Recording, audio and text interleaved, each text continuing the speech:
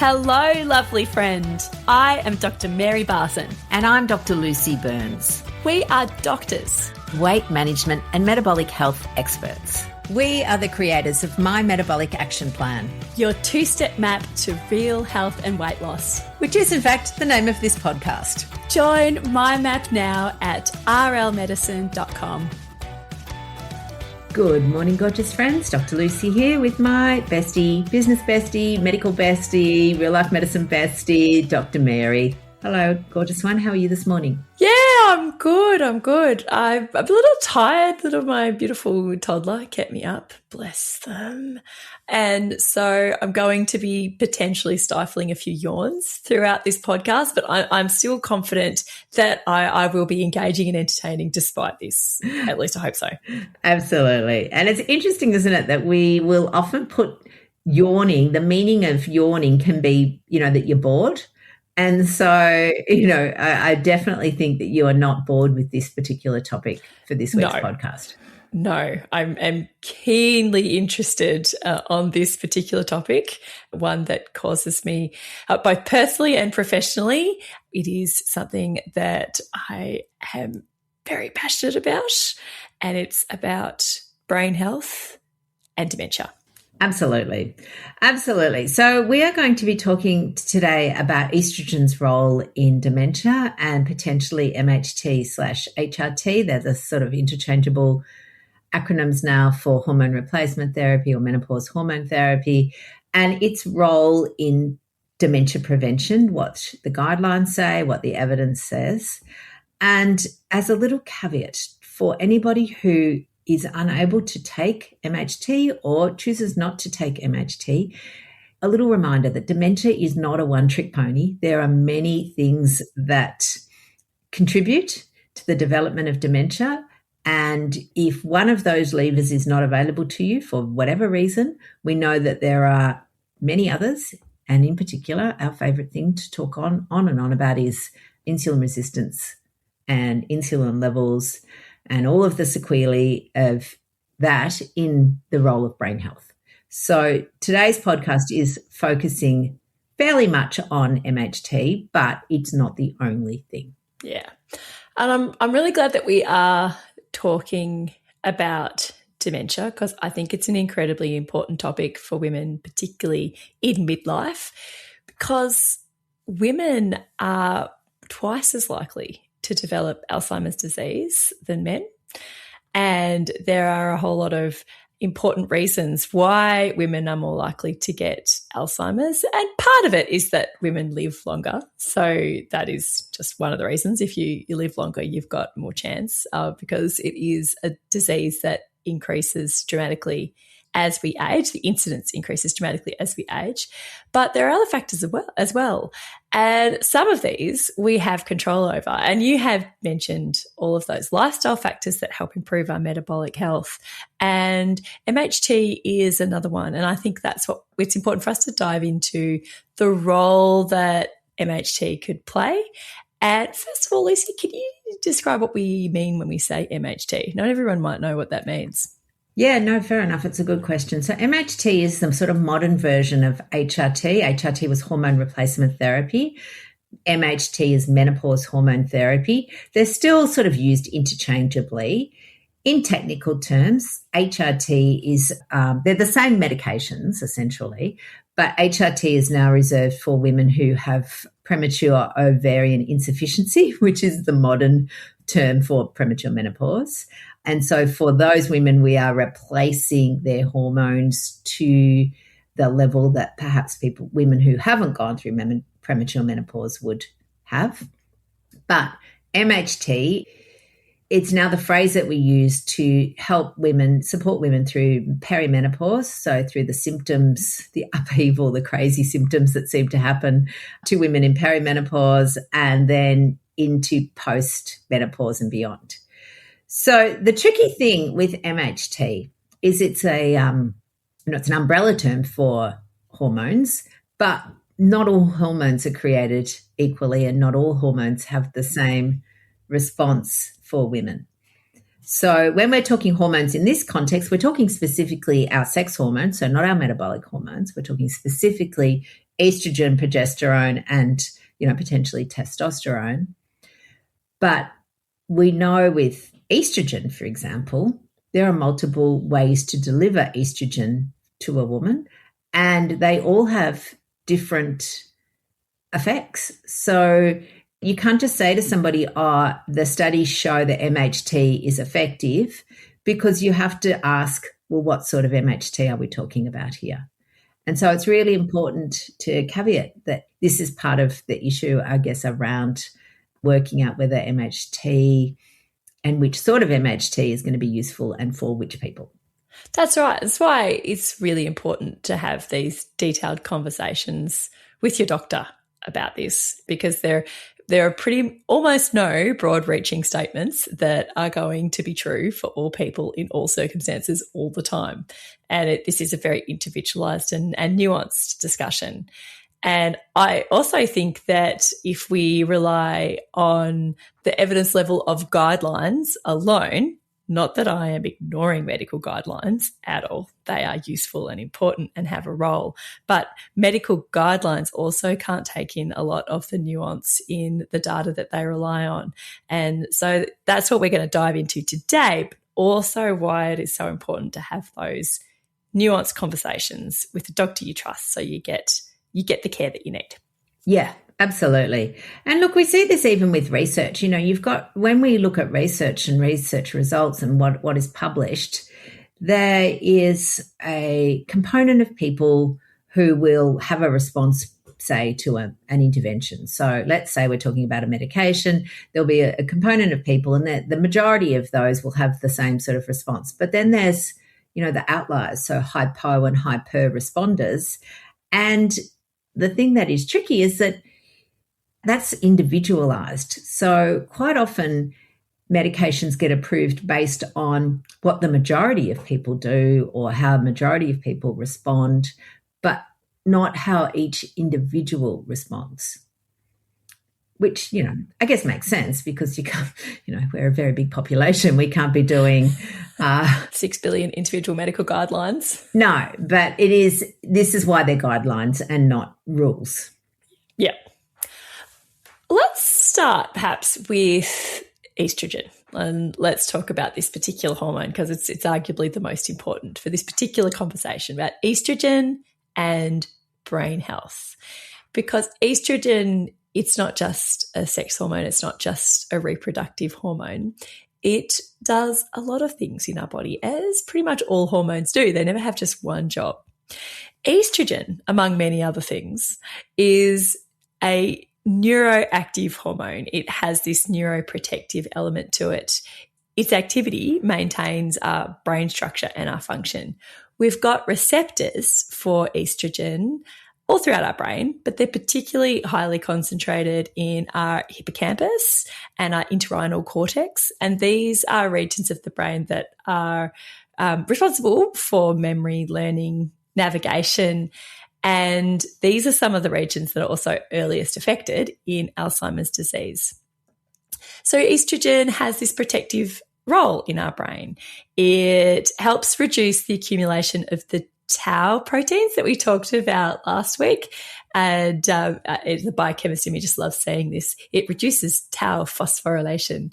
And phosphorylation is something that our cells do to change chemicals from one form to another. And it's beautiful to watch. It has these it goes through a little cascade, but I will just stop talking about that now because I'm nerding out. And it also helps inhibit the beta amyloid aggregation. So beta amyloid is another sort of neurotoxic things that form in our cells that can contribute to Alzheimer's disease. It also reduces the inflammation in our brain, and it helps support the neurotransmitters that we need for our memory, and also helps support our brain use its energy. It helps improve the cerebral glucose utilization and the blood flow. So estrogen does a lot of important stuff in our brain. And so we need to pay attention to estrogen, specifically with brain health. Absolutely. And to be honest, this isn't new science. There was a study that was published right back in 1996 that followed 9,000 postmenopausal women for 14 years and found that women back then who were using estrogen or, had been prescribed HRT, as it was called back then, they had a 35% reduced risk of Alzheimer's disease. And they found that there was a clear sort of dose response in the relationship. So the longer the duration and the higher the dose and the greater the protection. Now, caveat being, not individualized advice this, because like everything with medications and pharmaceuticals, we're always looking at the risk versus the benefits. And the risks can also be dose dependent, as can the benefits. So we want to make sure that we're always keeping that lens through which we make decisions on whether this is going to be a useful intervention for an individual, rather than looking again at population data. So what we know is that dose-response relationships are a compelling signal for the biological causation of individual research. And this is one of the Bradford-Hill criteria, for those of you who love knowing about science. Bradford-Hill criteria, of which there are multiple, and we're not going to go through them all today. It's 9. Yeah. Yeah, 9. They help determine the validity and the quality of research. So not all research is created equal. Yeah, and if we can assign an association, it helps us decide if it's going to be an association or a causation. Like, do umbrellas cause rain? Does estrogen decline increase risk of dementia? Looking at the Bradford-Hill criteria lets us figure out those things. Yeah, absolutely. And then there was a study produced, and we'll link all these studies in the show notes. There was a study in 2021 that looked at about 380,000 women and also found a 58% reduced risk of Alzheimer's disease in MHT users. So again, seems to be greater protection, longer duration. And in particular, this study was very favourable for body identical formulations. So, for those of you in Australia, that looks like estradiol, which usually comes in the form of either patches or gel, or there are some oral preparations of estradiol, and body identical progesterone, which is these days, we've only got one real form of that in Australia, which is Prometrium, the brand name Prometrium. So again, not all studies are created equally, but it makes sense when you look at this as there's a plausible mechanism for it. And again, it was confirmed in, I think, 2023, there was a big meta-analysis. So a meta-analysis is where somebody, usually a team of people, go through and review all previous studies looking at a particular point. Lots of studies have multiple endpoints. So what they'll do is they'll pull out one endpoint that is the thing they're interested in, pull it all together, and then, come up with a result. And so this meta-analysis found that estrogen reduced dementia risk by 32%. And that was for women just taking estrogen, again, if you've had a hysterectomy or something like that. And that combined therapy, there was still a reduction, but not quite as high.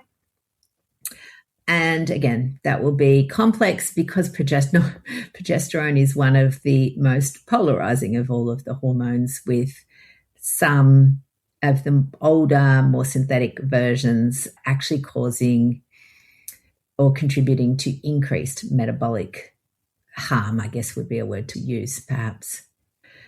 So, and again, these are all observational studies, because at the end of the day, nobody's actually done a trial specifically looking at double-blind randomized controlled trial, which is the number one, I guess, gold standard way to do a trial. But it's extremely expensive, and it requires, for something like dementia prevention, it requires, decades of follow-up. And so we're not going, to be honest, I don't think we'll ever get that trial. It's probably unlikely. Yeah. Yeah. Yeah. Which is sad. We may not get those big randomized control trials that will definitively be able to, prove that the association between estrogen use and reduced dementia risk and estrogen decline and increased dementia risk. We may not get those trials, but there are lots of things that we can pull apart here to still allow ourselves to get a good picture, because we do have a lot of data, and we've got a lot of data over a long period of time.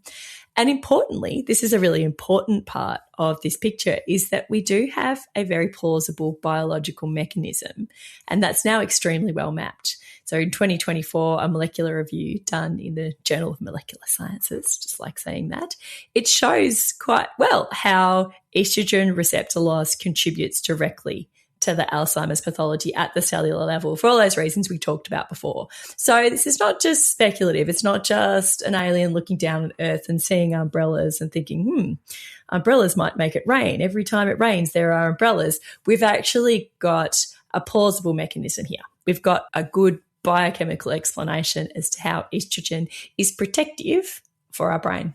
Yeah, absolutely.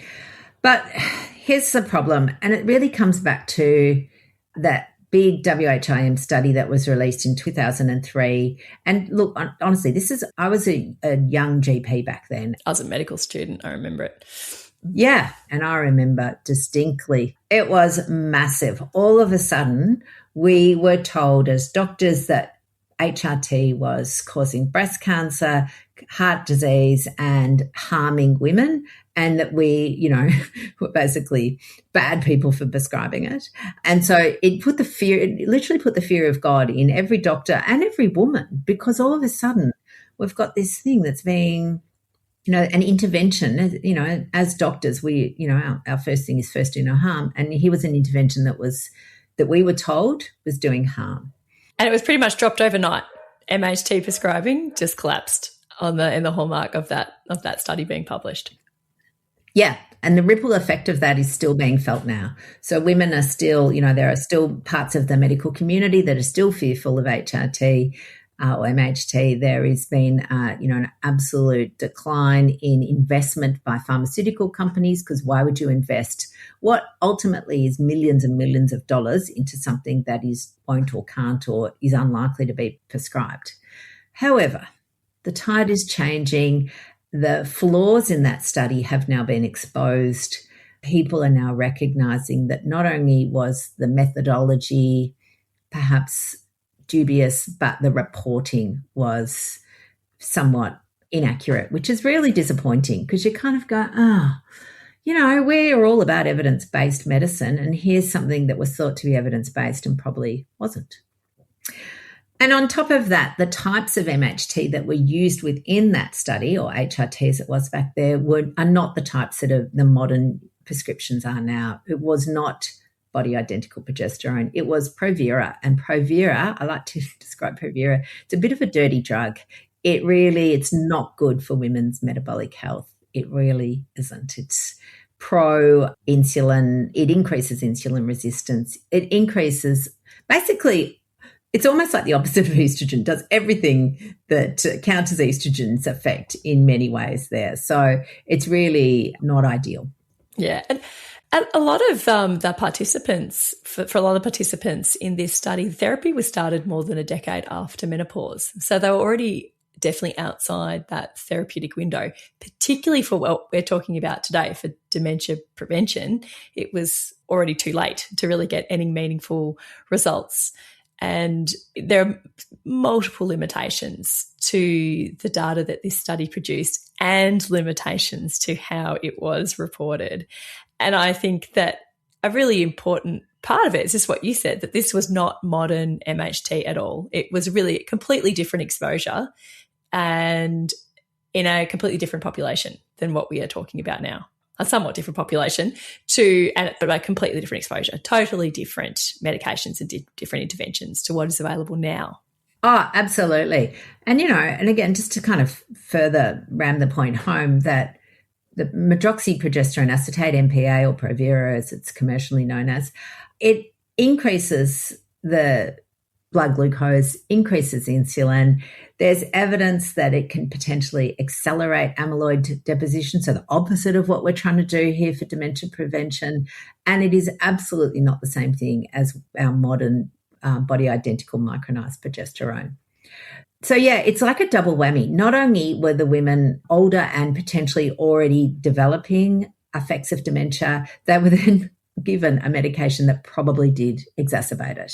So completely different to what we've got now. Yeah. And the type of estrogen they were given was really different. They sort of conjugated equine estrogen, I think, was what was used in the Women's Health Initiative, whereas today we've got transdermal formulations, which have got significant advantages over that, particularly because they avoid going through the liver. And when we swallow medications, most of the medications, not all, most of the medications that we swallow then get absorbed from our gut into our bloodstream, and all of them then go to the liver first, because our liver is our major detoxifying organ, and it will, anything that we've eaten that's poisonous, it'll try and deal with and keep us safe.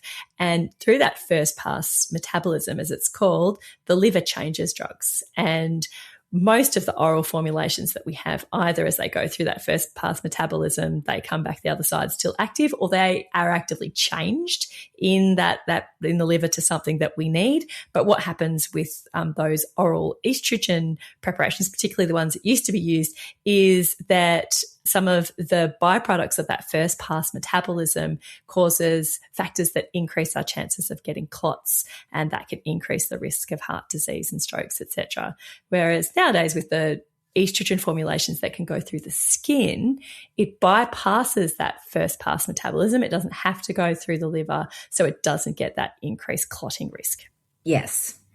So now people might be thinking, oh, right, well, everyone should be on HRT for dementia prevention. It's like, well, let's put it in the water. Well, obviously that is not appropriate. Now, there was a WHO commissioned review that was published last year in The Lancet, and it looked at 1 million women across 10 studies. And unfortunately, it's come out as going, well, we don't know the answer. The review seemed to conclude that MHT doesn't increase or decrease the risk of dementia overall. And so the recommendation, and again, this is part of looking at a population guideline, the recommendation then of prescribing MHT solely for prevention of dementia, it doesn't recommend that. However, I would also put that there are very few women for whom they are looking at MHT solely for prevention of dementia, because as women, we are not just our brain, and estrogen receptors are all over the body. So they are in our heart and our bones.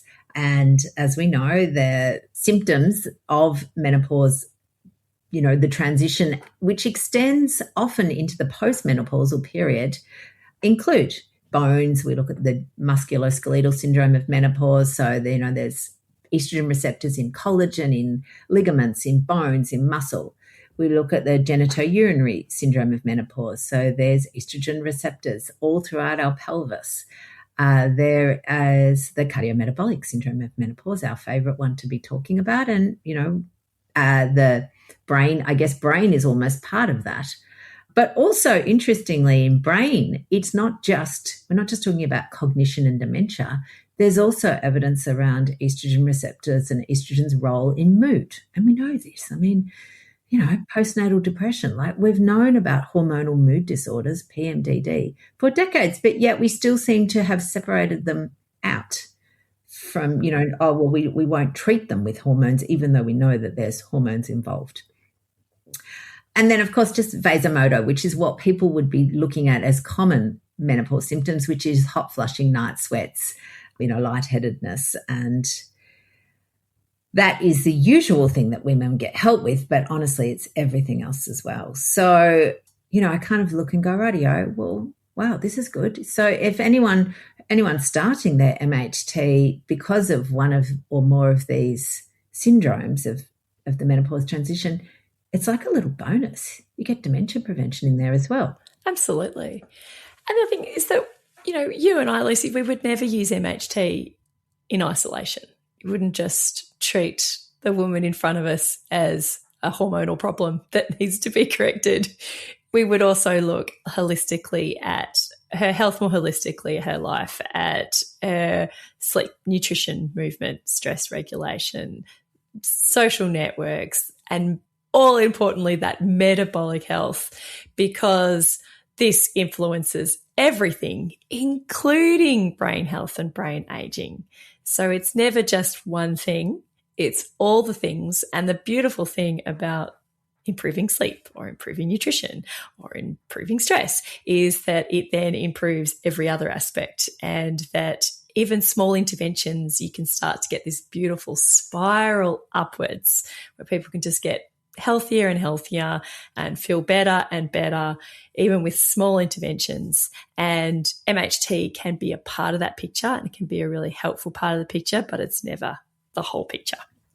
Oh, absolutely. And there is so much overlap between the symptoms of the menopause transition, things like brain fog, fatigue, low energy. They're also the same symptoms as people get with metabolic dysfunction, so insulin resistance. And men get tiredness, men get brain fog. Then that's got nothing to do with menopause. So it's one of our favourite sayings, it's not this or that. It can be both. And we need to look at both together, not in isolation. And for those women, again, out there, if you're not taking HRT because, there's a medical contraindication or because of your own personal choice, you don't have to. It's not the only thing. It's doing all those other things. And I think in particular, we spoke a lot of last week about sleep and the glymph, which is my new favourite word. And so there is many, many things that you can do to optimise your brain health. MHT is just one of those. Which I guess, again, part of the reason we developed my metabolic action plan, not to bring it all back to us, but we always do, is that because metabolic health is foundational to everything. If we can help people improve the way their metabolism functions, so the way their body processes, utilizes, stores the food and drink that they eat and turns that into energy, and we can help make that process more effective, more optimal, then women will have more energy, better thinking, better sleep. They will feel better now and set themselves up for the future. Yes. So we will link the studies that we talked about in the show notes so you can have a flick through them for yourself. If this episode resonated, please like and subscribe. Perhaps share it with a woman you think who might need to hear it. And if you're interested in learning more about my map, you can go to rlmedicine.com and learn more there. Indeed. All right, lovely ones, have a fabulous week and we will see you next week. Take good care. Bye-bye for now. The information shared on the Real Health and Weight Loss podcast, including show notes and links, provides general information only. It is not a substitute, nor is it intended to provide individualised medical advice, diagnosis, or treatment, nor can it be construed as such. Please consult your doctor for any medical concerns.